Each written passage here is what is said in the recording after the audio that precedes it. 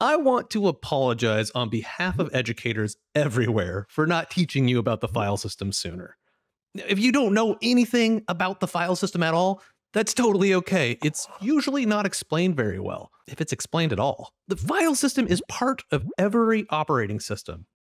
It allows you to store and retrieve information. This information, or data, is represented as named files, and those files are organized into directories. Directories are also known as folders.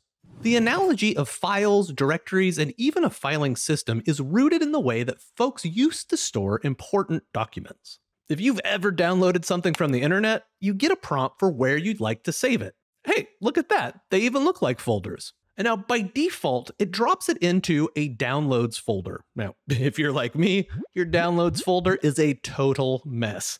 I could organize this into folders, but I don't. I just use the search option on my OS to find it. In fact, that's why we don't know about these folders anymore. The search has just gotten so much better. But in the real world, we actually do this organization like all the time. Like for instance, I don't just keep my silverware on the countertop. That'd be weird. I keep it in a drawer, and I further separate each piece using another container.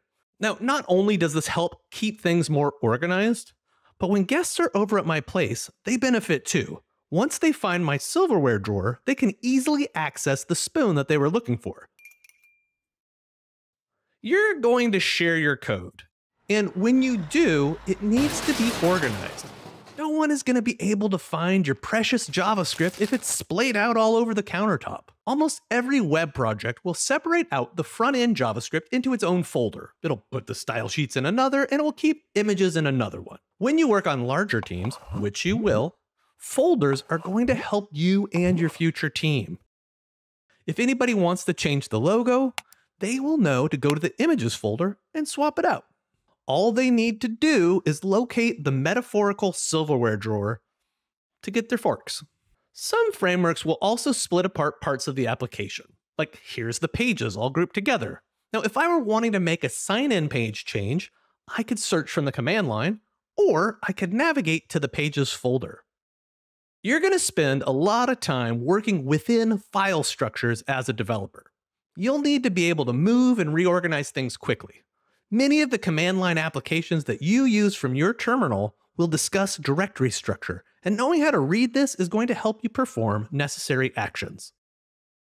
A lot of frameworks will create scaffolding of files and folders for you when you create a new project. Now, it's important that you know how to locate important files, like configuration.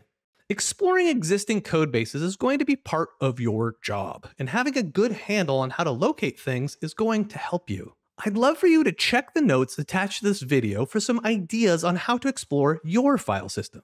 Give it a go, first in your operating system's graphical user interface, or GUI. Now, these are going to feel a little bit different on each OS, but will pretty much let you perform the same actions.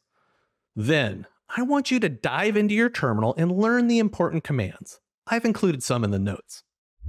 Remember, if anything in this video felt new or unexplained, it's totally fine. Chances are you'll find the missing fundamentals linked in the notes. And if you don't find them, let us know what we're missing. Thanks for hanging out, and we'll see you real soon.